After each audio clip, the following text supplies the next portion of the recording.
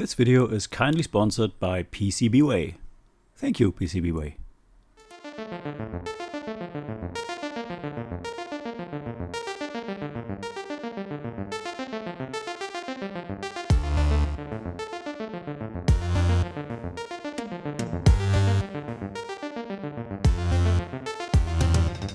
Welcome back to the channel. Today we have a package from PCBWay who sent over some PCBs I ordered, and I thought it would be a fun thing to see what projects are there on PCBWay, because PCBWay has its own projects section, and since I'm hard into C64s and Amigas, I thought why not check out some projects for these, and I think I only got some Amiga projects here, so let's take a look. So we have a handful of project PCBs, and these are all unassembled, so I might go and assemble one or two in this video. I'm not sure yet. I have to see if there are parts I need that I don't have on stock and all that. Yeah, so let's start with the first package, and this says SD Box Mini Rev2B. And this is our first Amiga project, and the SD box is a small device that you plug into, I think, the parallel port, and that has an SD card slot, and you can, with a specific driver, use this in Workbench as something like SD to IEC on the C64. So I always ordered between 5 and 10 of these PCBs because they pretty much cost the same. So if you are ordering from PCBWay, make sure to get the most PCBs for your money, because most of the time there's only 5 selected, but if you switch to 10, and especially if these are small PCBs like these here, they cost the same. So just order 10 and give some to your friends. Yeah, that is SD Box Mini. I will take a closer look at these projects on their special pages on PCBWay in a minute. So let me just show you what I have here. Oh, this is a special one. I don't know if you ever played Dynablaster on the Amiga, which is pretty much a Bomberman clone. And back in the day, we played this with 4 players. So we were 4 friends, and we played this, and you needed the included parallel port Amiga 4-player adapter, and this is just that. This is a 4-player adapter, but this is pretty easy to build. You just need 2 9-pin connectors for the joysticks and serial or parallel connector, which you could take from any serial or parallel cable, pretty much. So I think I will build one of these and check if it works with Dynablasters. This is a DB23 to SCART. So this is pretty much, yeah.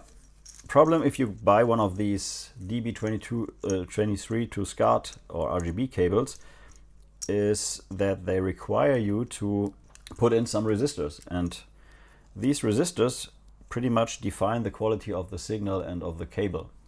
And what this PCB does is it just provides this conversion. So you just solder your RGB cables on one side, your SCART cables on the other side, and you put in some resistors which are on the board here, and off you go.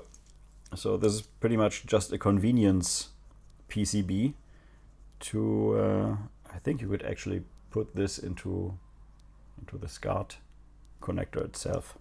So no more guessing which resistors go where. Then we have an ATX adapter for the Amiga.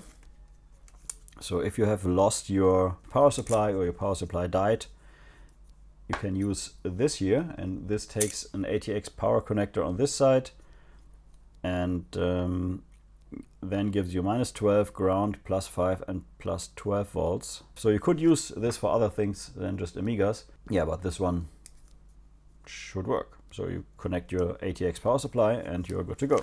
And last but not least, and the most interesting project I think I have here, there are many interesting projects on the platform, about, I don't know, 1,000 projects, all made by makers all around the world. And for me, the most interesting, well, one of the most interesting projects is this Amiga stereo digitizer. You connect this to, I think it's the parallel port again, and then you can digitize music with this. And it needs some parts, but it's through hole all the way. And yeah, then you have a digitizer, and you can record sound on the Amiga and use it in Sound Tracker and stuff like that. Yeah, so these are the PCBs I got from PCBWay. Thank you, PCBWay, by the way. Haha. And let's take a look at the project pages. So let's take a look, starting with the Amiga Stereo Audio Digitizer 1.1 by Retronic Design from Canada. Yeah, this is what this looks like. You get the BOM list here, the bill of materials, and this is, I think, pretty much just an analog to digital converter, some caps, and some connectors. So this should be pretty easy to do. Not sure if these here are available. Let's see. DigiKey. So this costs 44 cents, and this one here costs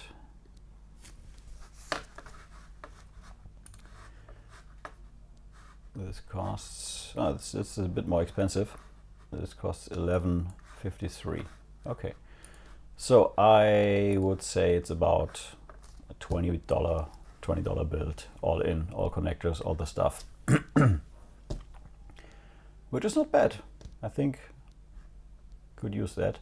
And you can use this with pretty much all the digitizer software available for other digitizers, because it uses the parallel port, and I assume it's a copy of another digitizer. It says here it was successfully tested with the Audio Master 4 at a maximum rate of 53 kSPS mono on unmodified A500. Okay, nice. Next we have the SD Box Mini, and there's not much info here. It's from Engineer from France. Yeah, that is pretty much it. Have to check if there's a GitHub. I'm pretty sure there's a GitHub entry somewhere. And then we have from Kinmami from Japan the DB23 RGB VGA external video buffer, which is not this PCB. This is a project from C64 Istanbul in Turkey, and this is exactly what I said. It's just connecting the lines from the Amiga and the SCART adapter, and you can probably put this into the adapter itself. And then we have the Amiga 4-player adapter, and this is pretty much the one I have. It's also from C64 Istanbul in Turkey. And this is a tested and working project. Through hole joystick auto fire function powered by the jumpers. There's auto fire. Let me check this. Oh yeah, it is. And it is for, yeah, it's actually the parallel version. So this should work with all the 4-player games on the Amiga. I'm not sure how many there are actually. Yeah, that is exactly the game. And it actually supports up to 5 players. I assume the 5th player is the computer. Yeah, that is the one that came with the adapter. Let me see if I can see it somewhere. And this is crazy expensive right now by Amiga standards. Let's see on eBay. Yeah, 104.68. Doesn't say if it comes with the adapter. This one has a 4-player adapter. 250. Wow, man. 125 from GB. 838. So what do we have? Yeah, last but not least, we have the ATX power supply adapter. It provides plus 5 and plus minus 12 volts from a standard ATX power supply. It doesn't have a tick generator, so if you use it with a 2, 3 or 4000, you have to switch the jumper for the tick signal, which is normally used for Amiga genlogs. So if you do some video work and want to do titles with a genlog and stuff like that, then you need the tick signal, else you can, well, I think pretty much ignore it and just use the internal clock. Yeah, so these are the projects. Let's see what we can build. I think I will go with a 4-player adapter first, and we will test that. And I would totally love to build the SD box mini, but I think I just don't have the parts. Okay, I have all the parts for the 4-player adapter, which is 2 of these pin headers, 2 of these 9-pin DIN male connectors, 1 of these PCBs, and I get 1 of these 25-pin sub-D plugs, which goes to the parallel port. I have to desolder this because this came from some other cable. I have no idea of which and why. Yeah, let's switch to the microscope and let me show you how to solder this. It's pretty easy, so, but still, let me show you. These PCBs are pretty much the right thickness for these connectors here. So you just put this over this and you're pretty much good to go. Just see that it sits really well, and it's 5 pins on one side and 4 pins on the other, so make sure you do this correctly. And let's maybe solder the 4-pin side first. And for that we put some flux on it, because that makes it so much easier to solder this. And then, just to keep it in place, we put on some solder on the tip.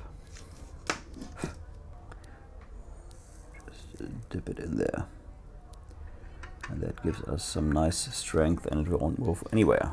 And just like that, you solder all the other pins.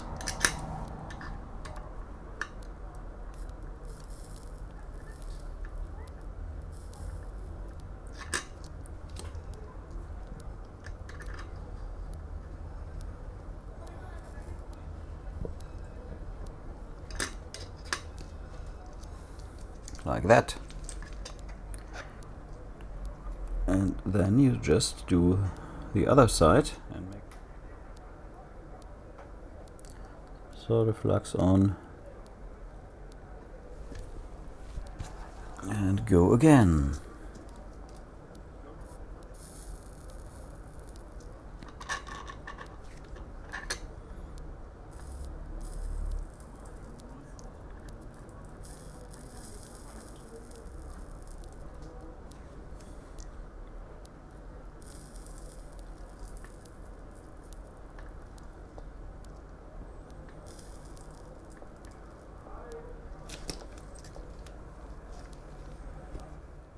Yeah, and just like that you do the second one.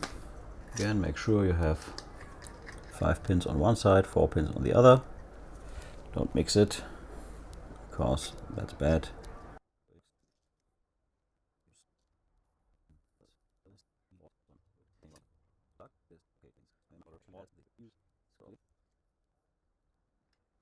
Okay, looks good. No bridges.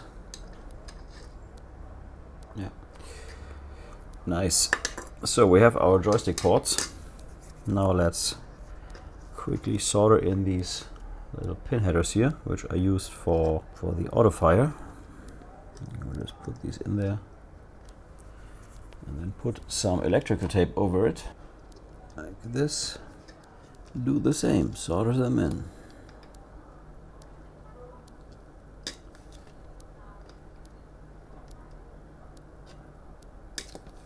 Make sure to heat the pin, because then the solder will flow nicely. And then we have the final part, but we have to desolder some cables first. You pull the cable you are soldering, and you just heat it up a little. That should pretty much do the trick. Doesn't have to be pretty, we are not soldering new cables in there, so that's a plus.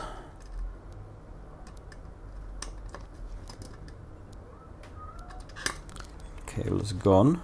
You can see these are 12, these are 13. Just like on the connector, you can see there are 12 here, 13 here, and 12 on the other side. There's a bit more distance between the edge and the first pin. And again, we put this in between here, and this does not want to go in quite yet. So this needs a bit force.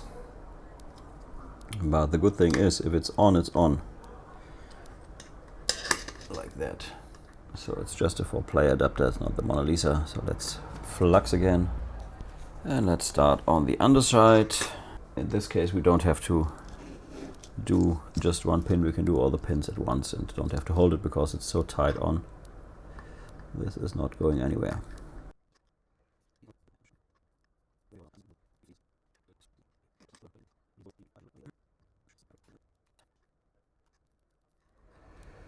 I think we are done.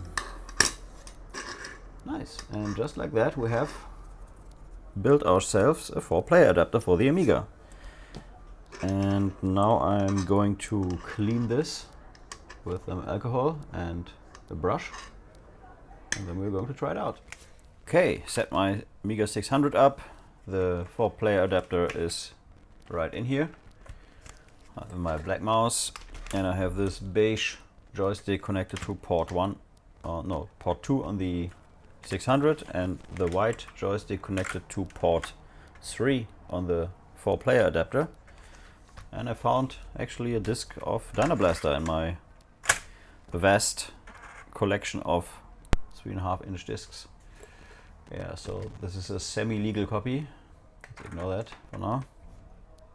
As I said, Dynablaster is crazy expensive, but I'm still waiting for a good copy to come up. Yeah, you have to select here between left and right mouse button. Left button brings you the standard 2 joysticks, and right button brings you the 4-player action. Okay, so here we are in the game, and if I try to use this stick, nothing happens except for that it auto starts its attraction mode. But if I use my joystick, which is connected to the 4-player adapter, I can actually use it. Yay! Nice. So this thing actually works, which is not bad for a, I don't know, 5 to 10 minute soldering job. And yeah, the parts are pretty much available. You can order them from Amazon or eBay or wherever you like. And you get a nice little 4-player adapter to play with your miscellaneous 4-player games on the Amiga.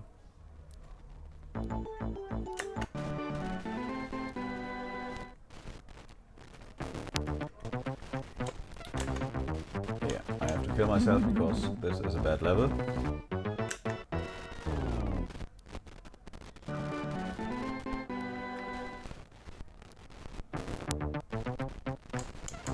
Sometimes happens that randomness gives you lemons.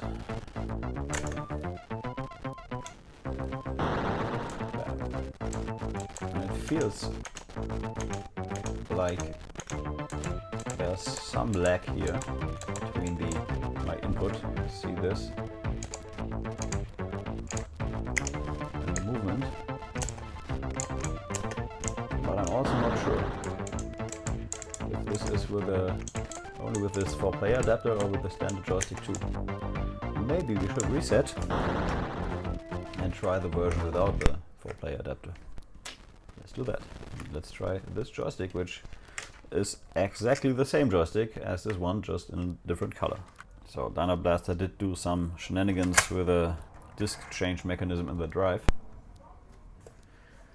So I had to reboot. Now we press the left button because we don't want the 4-player adapter.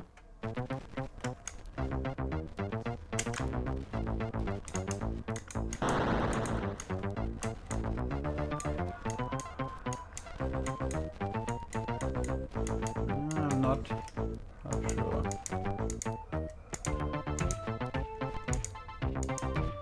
Could be a few milliseconds snappier than the other one.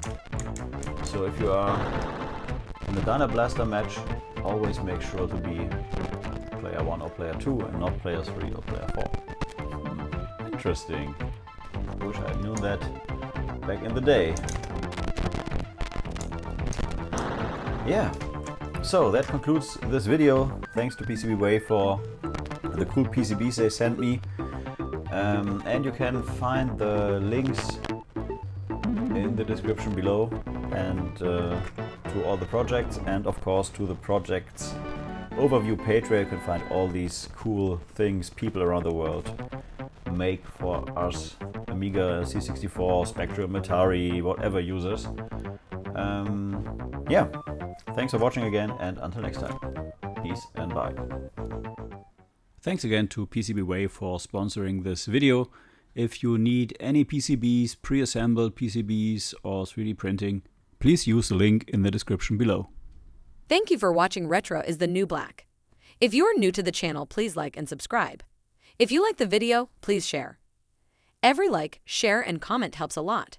Until next time, bye-bye.